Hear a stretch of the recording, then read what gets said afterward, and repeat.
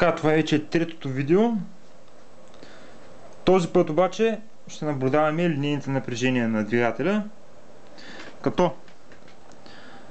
постановката в първите две видеа и в това трето е абсолютно същата, просто този път ще наблюдаваме линейните напрежения. Като в случая пасивните сонди на жълтия и на синия канал са свързани на фаза W, а активната на синия канал е свързана към фаза U, а активната на жълтия канал е свързана към фаза V.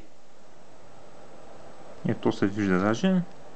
Пасивните, двете пасивни на фаза W, синята активна на фаза U, жълтата активна на фаза V. И сега пак ще пуснем двигателя и ще покажа синусоидите как тръгват. Пускам.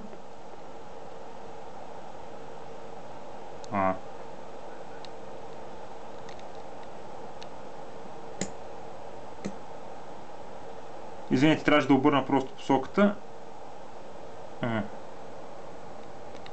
Пак нищо.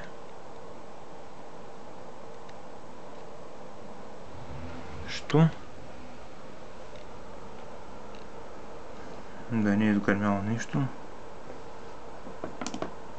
Ще рестартирам.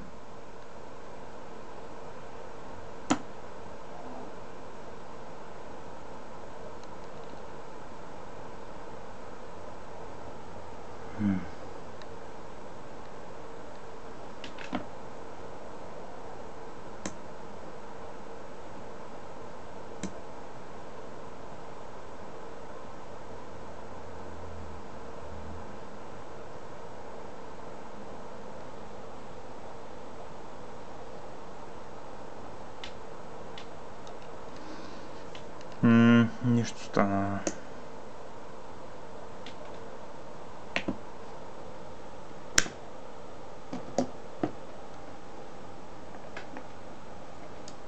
Сега ще проверя предпазите дали нещо да не е изгоряло.